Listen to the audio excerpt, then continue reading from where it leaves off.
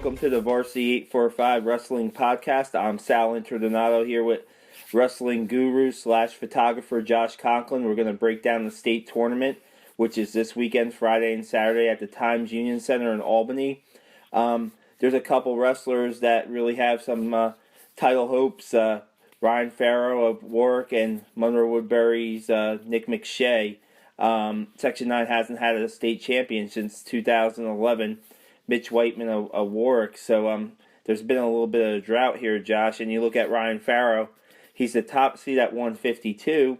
He placed third in the state at 145 last year.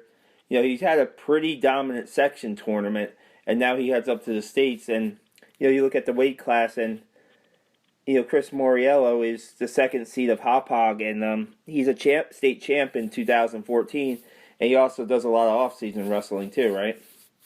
Yeah, he last off-season won Junior Nationals down in Virginia Beach, and he's currently ranked 11th in the country.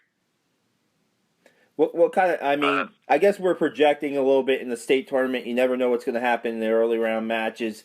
But, you know, if Farrow and Moriello, I don't think they wrestled this year. I'm not sure if they've wrestled at all in their high school career. I don't think they have either, because last year Moriello was up at 60 and Farrow was down at 45, so I don't think they've ever wrestled before. Interesting. You know, just talking to Ryan at this Section 9 Media Day on Wednesday, there's a focus there. I mean, both him and Nick McShay, I wrote this for Friday's paper, their biggest focus these last 2 weeks maybe hasn't been on drilling, maybe has been a little bit on conditioning, but has been a lot on rest. They've been going to bed like at 9, no later than 10 o'clock, most nights 9 o'clock, getting their bodies ready for this. And, you know, the state tournament, I wrote about it too. It's a mental challenge too. You know, you got to win 4 straight matches. You have to win them over the course of 2 days. It's not like you're wrestling 4 straight matches, bam, bam, bam. You know, you got to weigh out too Friday night. So there's a lot of stuff that goes into a state title, no doubt. Yeah, you definitely got to. It's a lot. In some ways, it's a little better having a course of 2 days, but then you got to make sure you can make weight both days. I think McShay is pretty under, but I don't know about Farrow. You know, that can be tough on some kids, but I think they'll handle pretty well season veterans. Will be interesting. I mean, I don't know about you, but the way the seeds have it and the way the brackets are, if it all pans out, we may see Nick McShay, Ryan Elfson Part 3 in the semifinals of 220. I think that's a match a lot of Section 9 fans would like to see again. They split their first 2 matches. The section final was really exciting with McShay winning 4-3. There's a lot of anticipation for that match again. With Ryan Elfson, you know, this is his first state tournament, and he's a 3rd seed. And that's based on his win over McShay in December. There's some kind, you know, there's an equation with a point system with wins and stuff like that, and he's got the 3rd seed. That's pretty good heading into your first state tournament. You know, just knowing Elfson a little bit, I don't think that he's going to be, you know, just the environment of this big tournament is going to affect him. He's a pretty focused kid. I hope we see that match again. Yeah, I think that'd be another good one. I picked against McShay last time, but I think him being a senior, I think he has the drive and motivation to make the state finals. Yeah, he talked about that it just like last year, he was so upset with himself after that state final, he couldn't even watch the tape of the match for a while. He watched it a few times, got it out of his system, and then he went down to Virginia Beach at the Junior Nationals and became an All-American. So, you know, you know, he said that he got out of his system, and now, you know, he moved up to 220, and some think that maybe, you know, he didn't want to face the kid from Ward Melville, possibly face the kid from Ward Melville again in the finals, Christian Arano. But I don't know. I mean, I just think that he thinks that's the best way he can win a state title. Yeah, he's able to, you know, he doesn't have to worry so much about his weight. He can just worry about wrestling and conditioning. He doesn't have to worry about whether or not he's going to be on weight for anything. So I think it's a weight off his shoulder with that respect. Let's run through a couple of other wrestlers here. You know, just talking to the coaches, you know, talking to Jason Lichtenstein, he really thinks Oscar Lennis has a good shot at making the state final. I mean, I think he's beaten 5 guys in the bracket this year. You know, he looked pretty good in the section tournament. Oscar seems focused, and a focused Oscar might be tough to beat.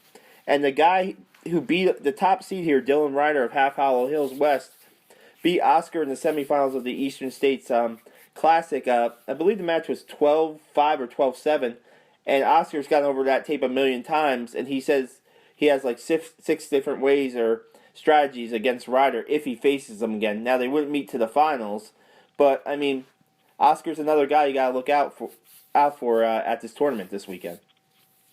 Yeah, like you mentioned, he does have those 5 wins over other wrestlers in the field, and three of those wrestlers are on his side of the bracket. He'd face tough competition in the semis, likely from Greg Giacomohalis of Hilton. But man, it's like just go back to Lynn McShay. It's Oscar's senior year, trying to make some noise. I don't think Middletown's had a state champ since 2000. Well, it goes way back. I think we're talking Rocco Mansueto in 1998. Yeah. And, that's when I was just starting to get into wrestling a little bit. And, that's a long drought. And, Joe Humphrey's another Middletown wrestler. Joe Humphrey, at 285, he's got a kind of not the draw that they wanted. He's on Edwin Rubio's side, the defending state champion. But maybe Joe can make a run to the semifinals. He's been tough to beat this year, so who knows? Maybe Middletown has 2 shots to end that streak there. Another guy, AJ Aberly at 160 for Minnesink Valley. AJ placed 5th in the state last year at the same weight class, and I think that he has a chance to get to the finals. Josh, I think he's been solid all year, and you look at on the side of the bracket, I guess it's Adam Santoro of Fordham Prep, and Santoro handed Aberly one of his, I think he only has 2 losses this year, one of those 2 losses, and, that match didn't go Aberly's way. I think that Santoro was a more physical wrestler in that match, and maybe AJ, if he sees him again in the semifinals, might have to use some technique to beat him. Yeah, I think Aberly is more conditioned this time around from Eastern State, and he does. If he does make the finals and the seeds hold out, he does have a win over the top seed. That's duly noted, Josh. Good point there. And just a couple.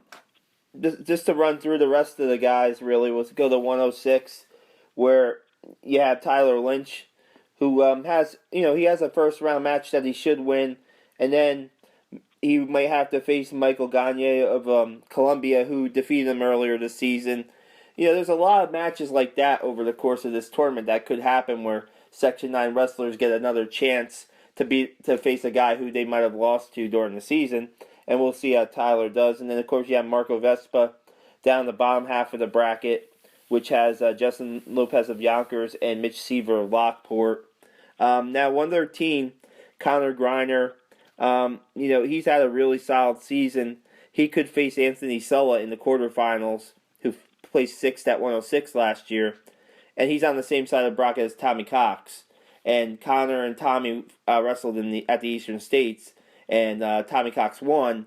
But maybe it'll be different the second time around if he can get to that match. Who knows? Yeah, Connor's looked pretty solid all year.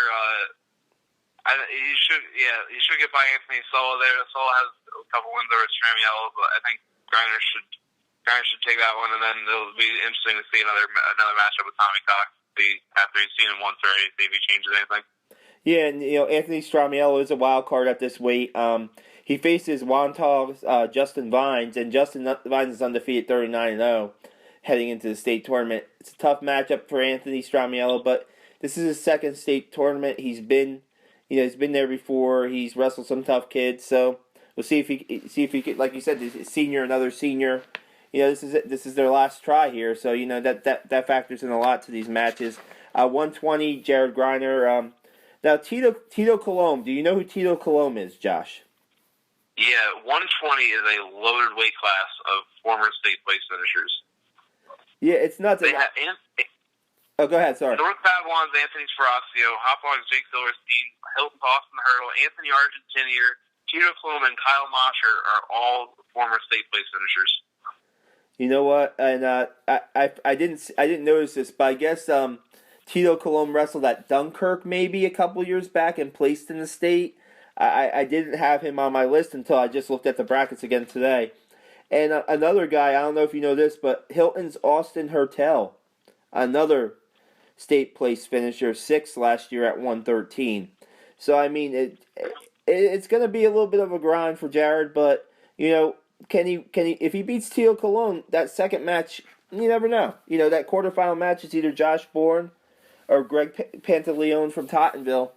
It's probably a toss-up match that he got to get past Cologne. Maybe he can reach the semifinals. Yeah, it's going to be a tough one, but Minnesota wrestlers really showed how tough they really are after that dominating performance in the section tournament. So I think I like Jared's chances here to make the podium. Yeah, and then we go to Kevin Kelly at 126. Returning champion at that weight. First match should win. Second match may get John Arcieri, right? Arcieri of Huntington. Yeah. 113 champ last year. So not the best draw for Kevin, but Kevin's a tough wrestler, and I'm sure he'll be game for Arcieri if he sees him in the quarterfinals. Yeah, this is another tough weight class with the top seed Teamer, undefeated former state champ, and Arcieri, undefeated former state champ, 2 seed. So this is a tough bracket here. Arcieri wrestles a lot of close matches with kids, and he only has a 3-1 overtime victory over his opening round opponent. So maybe Kevin Kelly might not even wrestle Arcieri. There we go. There. And then we go to 132 real quick. Dom Vitrano, first-year varsity wrestler. I guess Hector Colombe is Tito's brother. I think Hector also placed in the state a few years back. An interesting matchup in the first round. That weight class is probably, it's a Long Island final probably between Vito Araju and Peter Pappas. That's what my guess would be. They're the top seeds. And that's we'll go to 138, and I'll leave you with the top seed, 3-time champion, right? 3-time champion, I think 190 match win streak, and put on an absolute takedown clinic at Eastern States. That's going to be a tough bracket for anyone to win that's not named Yanni Dakamohalis. There you go. I just need you to pronounce that last name, man. Now at 138, the entry is Charlie Johnson. Now, talking to coaches, a lot of people think Charlie Johnson might make it to the finals against Yanni. I mean, he's got Matt Grippy, who he faced in the quarterfinals. I believe Grippy's beat him twice this year. And, there we go, the coaching adage. It's tough to beat a guy 3 times in a season. So maybe that's Johnson's advantage. He knows he'll know Grippy pretty well. See if he can make it past Grippy and get to the semifinals. Yeah, I like his chances the third time around. Third crack around at him. I like to think Charlie Johnson's a strong wrestler, pretty good on top. So I like his chances there. And 45, we go to Evan Barzak of Monroe Woodbury. 4th time at the state tournament for Evan. Placed last year. Made it to the semifinals last year. I mean, I think he would be a little disappointed if he didn't make it to the semifinals this year. He's got a tough first-round match with Chris Ponce of Division, and then Connor Melbourne of John J. Cross River might be waiting in the quarterfinals. It's gonna be. This is another tough weight, Josh. I mean, you look at Gissendander, you look at Buciello, Brady Robbins, tough. I mean, Evan's going to earn this one, no doubt, if he can get into the semis and place. This is a tough weight class. Yeah, he wrestled Connor Melbourne, I believe it was at Eastern States, and he did lose to Connor Melbourne, so that'll be a tough one. Second time around, though, maybe Evan got a better game plan this time. But yeah, like you said, Gissendander, pretty tough kid. So yeah, and then we can move it on to 170 when we have Mike Fekashezi of Walk Hill making his first state tournament appearance. Louis DePrez is the top seed, a returning state champion, and if Fekashezi gets past Justin Morel of Mount St. Michael's, guess who he faces in the quarterfinals? So. Yeah, Louis DePrez is a solid wrestler, ranked about, I think, 11th in the nation. He's just all around just solid,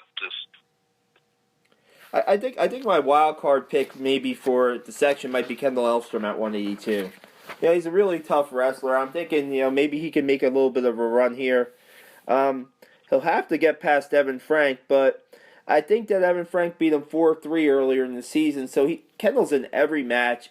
He's going to take you 6 minutes. He's going to try to outwork you, and I think that there's a chance that he can get into the semifinals. And I think that he's not going to surprise some people because he was at the state tournament last year, but I think he's an improved wrestler. I think he has a good shot, Josh. Yeah, you nailed it. He is never out of any match. He's always, 1-2 point decisions. That he keeps it close to all these kids, and I think he breaks through this year to reach at least the semis, if not the finals. Yeah, and the semis guarantees you a place, and you'll see whoever he faces in the semis, he's going to have a shot at, and then the top seed up at the top of the bracket is Kevin Parker, Shenendahoa.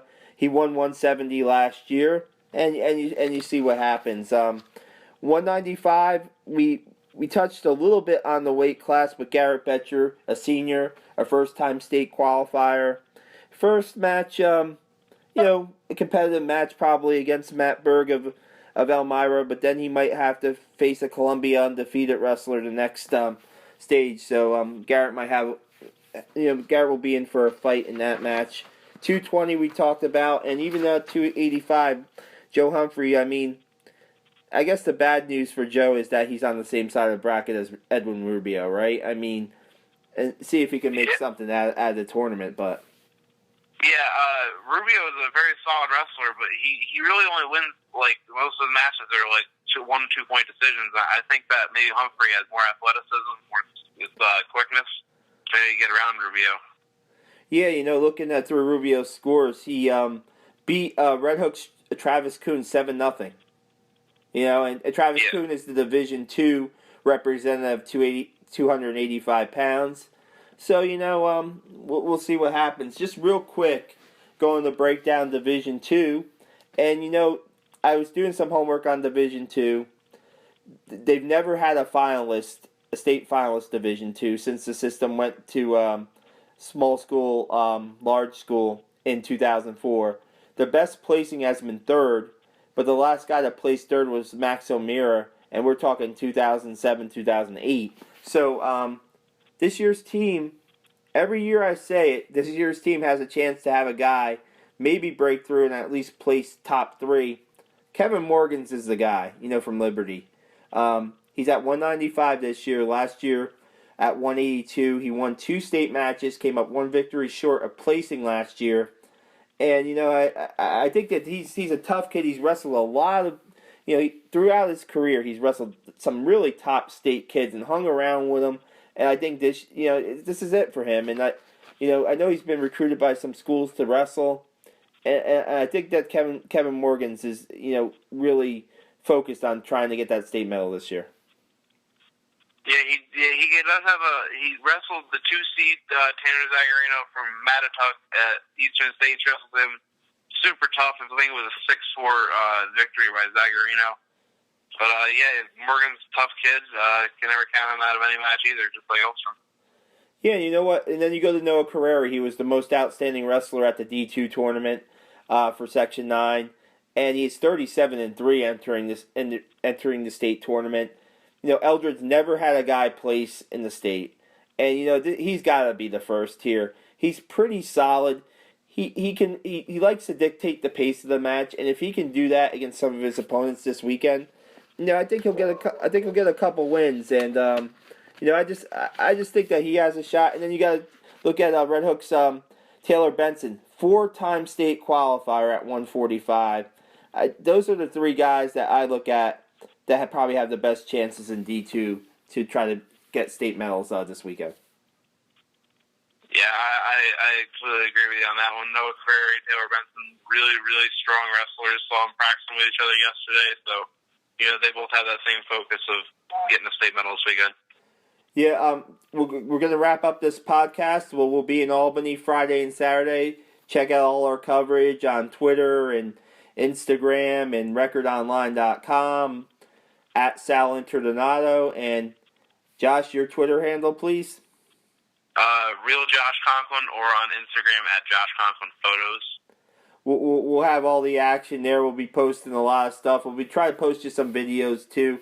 If you can't make it up to Albany, I'll try to get some match videos up on YouTube on Record Online's account. Appreciate you guys joining us. We'll wrap it up here for this Varsity 8 for 5 Wrestling Podcast. I'm Sal Internado with Josh Conklin.